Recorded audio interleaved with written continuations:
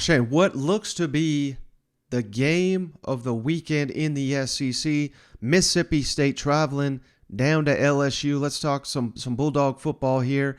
Mike Leach and company, red hot 2-0, just whipped Arizona on the road, destroyed Memphis in the opener. Now, people, we can find out for real if Mississippi State is legitimate. We've been hyping them up, but none of that matters until you perform in conference play. Mississippi State, of course, went to the wire with LSU, but LSU won in Starkville. But last time they were down in Death Valley. Mississippi State, just a heroic performance there from their offense, setting records. It's a new LSU team, obviously, but this is a great spot, I think, for Mississippi State and their veteran team going up a Brian Kelly coached LSU that is, they got talent too. No mistake. This could be a very, very tight ball game. But when you talk about experience and leadership, I think I'd sure rather have Mississippi State's team than LSU's in this matchup. What do you think? Yeah, I mean, if you're not listening to this podcast, there's no one else talking about Mississippi State short of local stations. It's just they're not getting the respect they deserve. Obviously, look in the AP polls. There's no reason this shouldn't be a top 25 team. We're talking more about LSU's cupcake game last week than we talked about Mississippi State going out there and laying the hammer to Arizona. So I think this is a catapult game for Mississippi State. This is going to wake up the country and let them know that this is a legit program in the West, and it's going to be the toughest test that LSU's had this year, in my opinion. Florida State played them good, but Florida State is nowhere near as talented as Mississippi State is, or maybe I shouldn't say talented, but like you said, just on the same page. Their offense is a machine right now. They're fine-tuning a few things, and if they manage to do that against LSU, boy, I mean, this may be Brian Kelly's toughest matchup in a long time. Yeah, and let's not overlook the fact that it's very easy to look at Mississippi State, and we look at Mike Leach and all the numbers they put up on offense, and Will Rogers. He deserves, it's early, but he deserves to be in that Heisman conversation, in my opinion.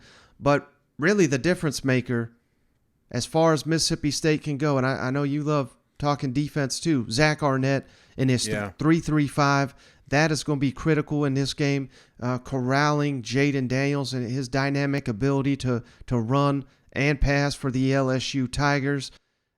This game, I think, if it is a close game, it's going to be one on who wins that matchup, in my eyes. The Mississippi State defense versus the LSU offense that did catch fire there in the fourth quarter against LSU.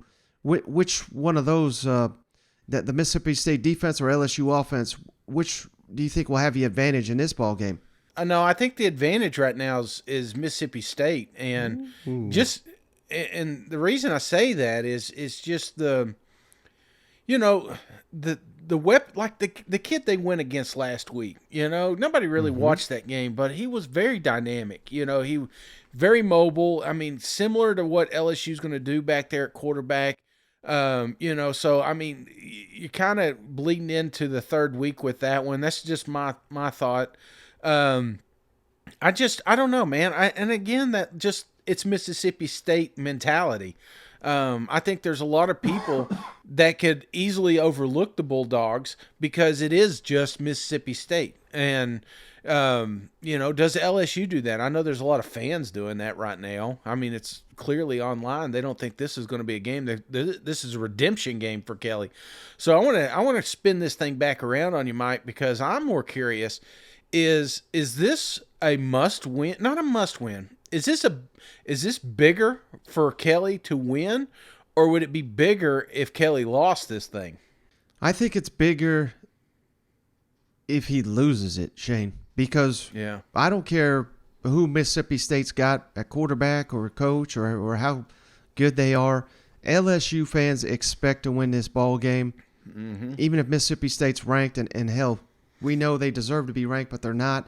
So perception is if you lose to Mississippi State that ain't even ranked in Death Valley, right? I'm not saying he's going to lose all his support, but there's going to be people wondering what the hell's going on. This should never happen to the LSU Tigers. So I think it's big for Brian Kelly and if they lose this game. And again, I don't really think it will, hold his program back long term, but right. It's gonna start bringing up those questions. LSU is a pressure cooker, brother. I mean, they'll get your ass out of there quicker. That's right. Than shit. I mean, I know he's got this mega deal, so he's not in any danger. But yeah, there'll be serious questions if he loses this ball game. I really do. I think those will start to bubble up a little.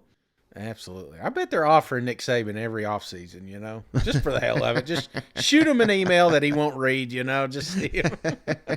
Because they do. They want to win. LSU, and that's one of those programs that can turn around real quick. They are very talented. They've got plenty of talent on that roster. It's just getting everything together. I mean, there was a big moral victory last week. I think they did work out some of their mistakes they made week one. Uh-huh. But, again, if you overlook them Bulldogs, you walk right into a buzzsaw. Yeah, and let's kick it over to Mike Leach real quick, Shane. This is some funny comments on Brian Kelly. And interesting, it's important you listen to this one. Will Rogers, the trust that they have in him in this system, this is why he's posting such incredible numbers. Coach, LSU tried to out-athlete you guys in 2020 and lost, and last year kind of mimicked what other people do with the drop eight. Third defensive coordinator in 3 years. Does it really matter what they run, or are you just kind of true to what you're going to do, and how do you kind of approach that when there's a change in defensive philosophy? Well, we have to identify it. We have to be good at identifying it. I thought, last year I thought, we certainly could have won that game. We didn't, but the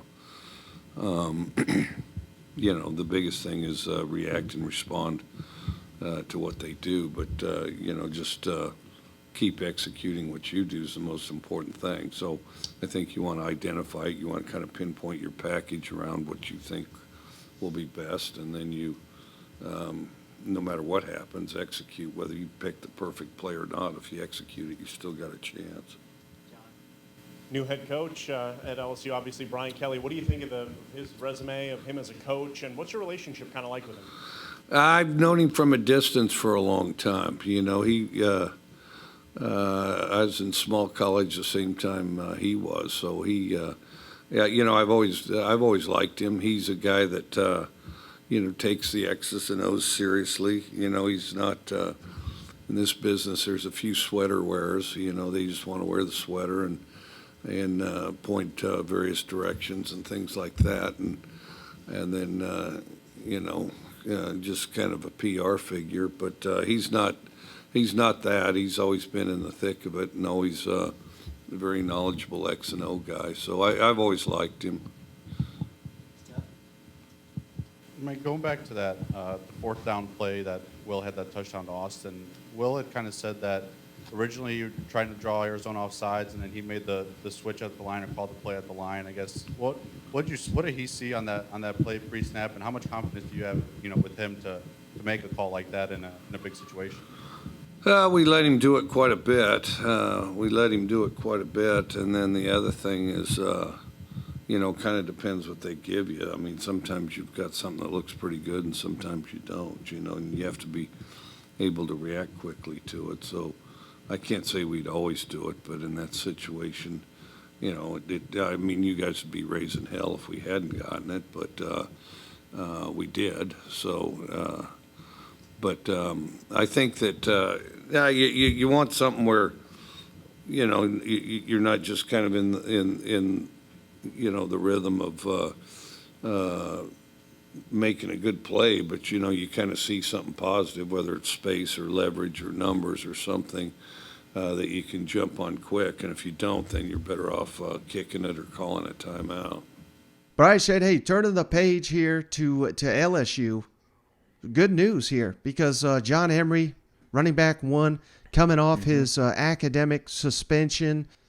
He had to miss the first two games, so he's going to be back. That could be big for them LSU Tigers. Of course, blocking is going to be a little bit more important than who's running the ball. But I love the fact that Brian Kelly notes that, when you play Mississippi State, you have to come in with a balanced attack, because the way it works, Shane, if you're going three and out, you are putting your defense in one hell of a tough position with Mississippi State throwing it 50, 60 times a game.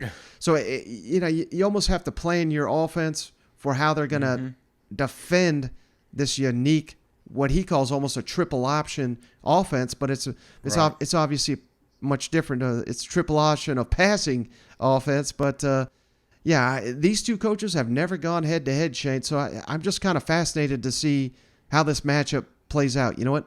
I'm fascinated to see what Emory had to do to make up some of them scores on it. I mean, I always had to do like extra reports and stuff like that.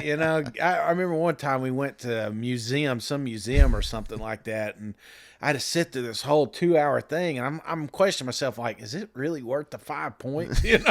So I'm just glad he's back on the field, and that's exactly who you need to beat Mississippi State, man. You've got to shorten the game. Yeah. You've got to keep the chains going, and that's something that Kelly likes to do, and he's just not been able to do. So maybe this is a little bit of that spark LSU needs to just keep the ball rolling, because if you do that, that's how you beat Mike Leach's offense, is by keeping his offense off the field. Yeah, and it's interesting, Shane, because I would imagine Mississippi State's got a better defense than Florida State, yet LSU had just a world of trouble blocking in that game. Now, of course, they did a lot better last week, a lot different opponent, but this game may just come down to the LSU's ability to run the ball, because if they can't run, this game could get ugly. Yeah. How much does it mean for the offense getting John Emery back this week, not only for the rushing game, but also for the passing game and helping out Jaden with the pass blocking? Yeah, we're excited about getting John back, certainly, and I'm excited for him. It's been a long run for John in terms of getting a chance to, get out and play for LSU. He's worked hard to get back into this position. And now he gets an opportunity. Now let's be careful. Now he's been off for a while, to put a lot of expectations on him in the first game, we certainly can't do that. We've got other backs that have done really well, but he will be part of the mix. And make no mistake about it, we've seen his capabilities in camp. We've kept him active within our rotations, so he's ready to play, and we did that with. Obviously our eyes toward the SEC competition coming up, so we're excited to get him back. First, just want to check, is B.J. Ojolari going to be available this week? We expect him to be available, based upon my conversations with our doctors yesterday. Thank you. And then, you've talked about Jaden Daniels kind of working on evaluating fronts, things like that. What challenge does the 3-3-5 kind of possibly present for him? Yeah, it's really about, how and again, I'm just using words here, so don't take it too literal, but how the birds line up, right? I mean, it's a 3-3-5 defense, but they can move people around. So it's recognition of where those overloads come from and where those pressures, how you slide the front, how do we recognize, who are the 5 to block in the run game. And the 3-3-5 presents some of those problems. And, we'll have to do a great job of making it a little bit simpler. We think that a tight end helps in this situation where you can pick up an extra blocker in those situations to clean some things up. But I've gone against the 3-3-5 on many occasions, and it does present some unique challenges. It's very good against, a spread offense. Sometimes you look to do some other things against it as well. It's a difficult system. And look, this requires your offense to be really good as well. Your offense and defense have to be linked together in games like this. Your offense can't be just chucking it downfield and 3 and out. You have to maximize your possessions. You've got to be able to make sure that you're not giving them extra possessions. So the linkage between your offense and defense is absolutely paramount when you're playing teams like this. Hey, Coach, when you face a team like Mississippi State and they have so many curveballs, does that sort of make you have to sort of adjust the way you practice this week? Are there any sort of adjustments made on that end, or is it just try to practice more normally and make the adjustments just more schematically instead of actual game day practice? Yeah, it's a good question. I think perceptually that people think that there's a lot of curveballs, but this is dive, QB keep, or pitch. There's maybe 4, 5, 6 concepts that are run so well and so efficiently that if you get too cute on defense, that's where you get exposed. Or you try to do one thing to take it away. If you play too much man, if you play too much three-man rush, if you try to be one-dimensional defensively, that's where you get in trouble. So this is really about trying to change up your looks, try to make it so they don't see the same thing every time. But they're going to run what they run, and they just run it better than you can defend it in 3 days of preparation. And again, I go back to that. I know you're going to get sick of the triple option analogy, but it's so true in that this is the air raid concept. They run it better than you can defend it in 3 days. So you better tackle. You better have a really good plan on some of the things that they really like to do, or you're going to get exposed. Speaking of